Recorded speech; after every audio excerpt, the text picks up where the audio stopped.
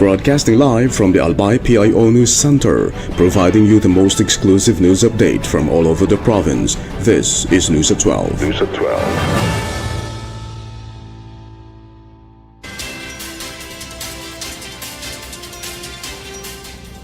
In the local scene, the Department of Agriculture Philippine Rice Institute, in partnership with the Albay Provincial Agricultural Office, opened a training of trainers on rice production for salt-affected rice environments on March 16. Participants from 12 local government units across Albay joined a 5-day program under the province-wide scaling of integrated crop management for salt-affected rice environments. Officials said the training aims to strengthen the skills of trainers and agricultural practitioners in helping farmers boost productivity and resilience. The program covers rice production technologies specifically suited for salt-affected areas to improve crop yield and sustainability.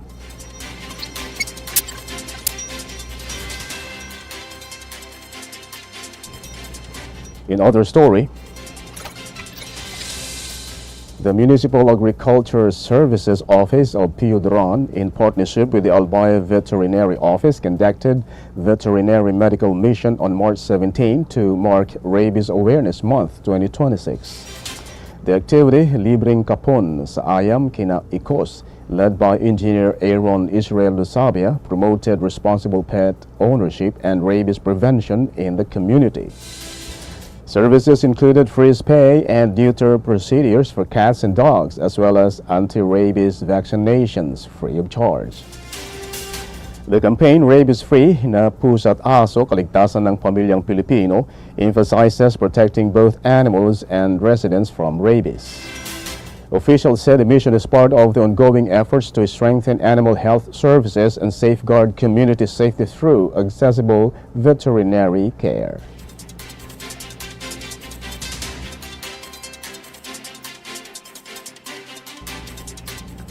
In other news,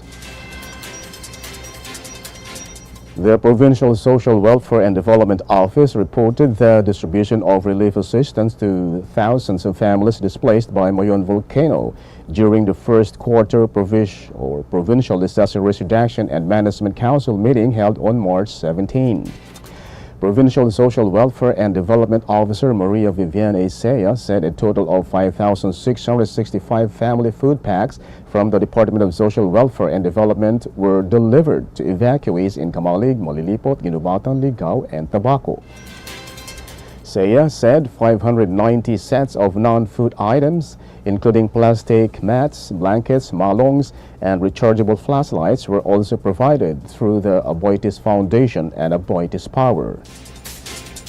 The assistance was distributed to families staying in evacuation centers after being displaced by Mayon volcano's continued activity.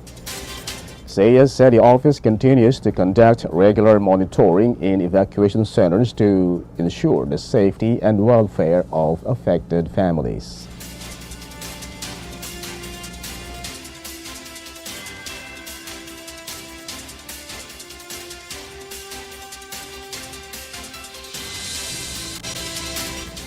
In the national scene, commuters are advised to bring extra money this week after LTFRB approved fare hikes for jeepneys, buses, airport taxes, and TNVS, which will take effect today.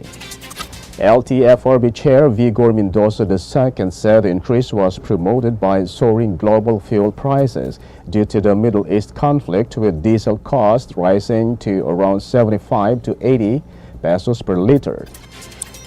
He noted that the board carefully reviewed and recalculated the fare adjustments several times because of the unstable fuel prices.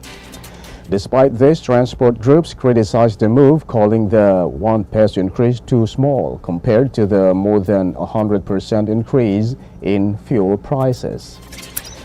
Manibela President Mar Valbuena described it as a slap to drivers and operators, while Piston President Modesto Floranda said the adjustment would only result in minimal additional earnings.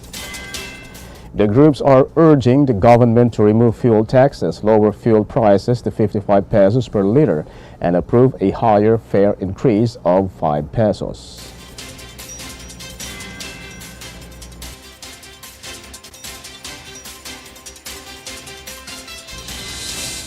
In other story, passengers flying domestically or internationally in April should expect higher ticket prices after the Civil Aeronautics Board increased the fuel surcharge to level 8 for the first half of the month, up from level 4 in March. The adjustment, which more than doubles current rates, will follow a special 15-day implementation period to better respond to fluctuating fuel prices.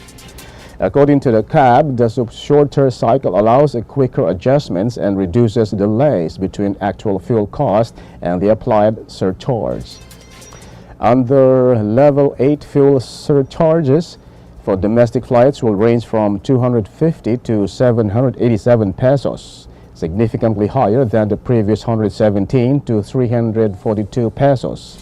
For international routes, passengers will pay between 835.5 and 6,208.98 pesos, depending on distance, marking a substantial increase from earlier rates.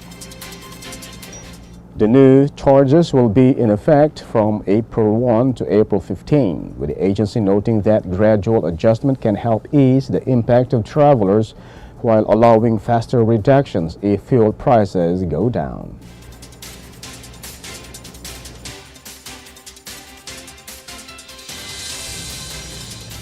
In other news, the House Justice Committee was set to continue its deliberations on the impeachment complaints against Vice President Sara Duterte. This remarks the panel's fourth meeting and its first session since Duterte submitted her verified answer on March 16.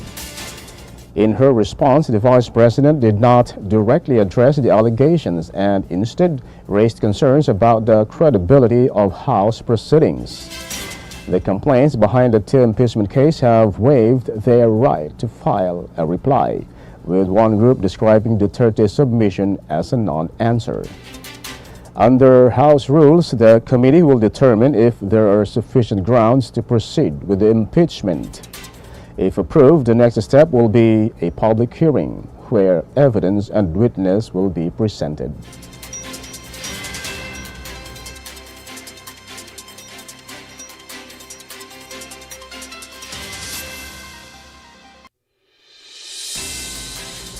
And in the news outside the country,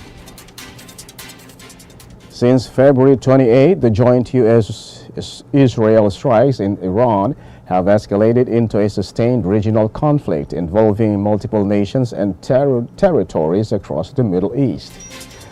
What began as a targeted air campaign has expanded into widespread hostilities with over 2,400 reported deaths and 4.1 million people displaced.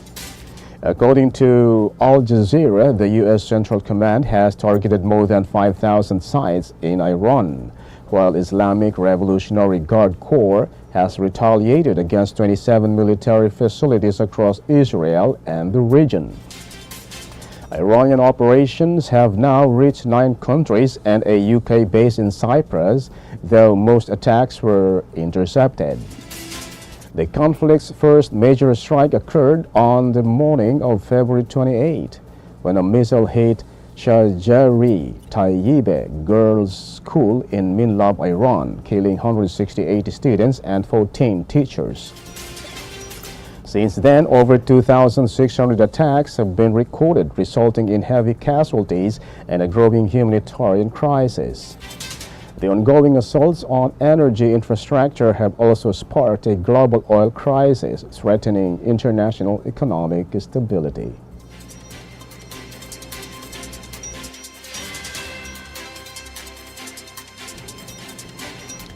In other story, Joe Kent, director of the National Counterterrorism Center, resigned on Tuesday, citing doubts over the justification for U.S. military strikes in Iran and stating he cannot, in good conscience, support the Trump administration's war. In a statement shared on social media, Kent said Iran posed no immediate threat and claimed that the conflict was influenced by pressure from Israel and its U.S. lobby, allegations denied by President Donald Trump. A former political candidate with ties with right-wing groups, Kent was confirmed to lead the counter-terrorism agency last July in 52 to 44 Senate votes, overseeing efforts to analyze and detect terrorist threats. His resignation highlights growing unease with Trump's base regarding the war and demonstrates that even senior officials in the administration question the rationale behind the use of force in Iran.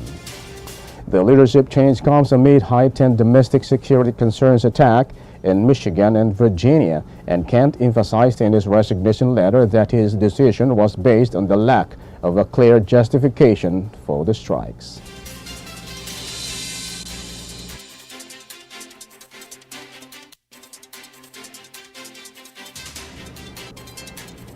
And finally, in the news outside the country, Trump administration urged in a court filing on March 17 that the Pentagon's blacklisting of AI company Anthropic was lawful, countering the company's lawsuit challenging the move.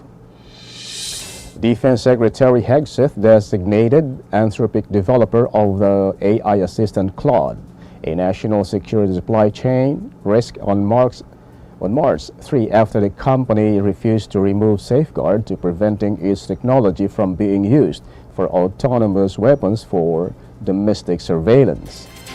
The administration contends that Anthropic's claim of First Amendment violations are unlikely to succeed, emphasizing that the dispute concerns contract and national security matters, not retaliation. Anthropic filed in California federal court seeking to block the Pentagon's decision while the case proceeds. The company said it's reviewing the filing and stressed that judicial review is a necessary step to safeguard its business partners and customers while remaining committed to using AI for international security purposes. President Donald Trump supported Hegseth's action, which bars Anthropic from a select group of military contracts. The move came after months of stalled negotiations between the Pentagon and Anthropic, leading Trump and Hegseth to accuse the company of endangering American lives by maintaining its AI usage restrictions. And that's the news at 12, March 19, 2026. We'll be back tomorrow for more news updates. Thanks to our news writers, Zyla April Termida and LJ Lorejo. And on the technical side, Chad Bobis. And our Provincial Information Officer, OIC Mari Gonzalez. And under the supervision of our Governor, Noel E. Rosal, I am Greg Hallare. Thank you for subscribing Albay in my heart.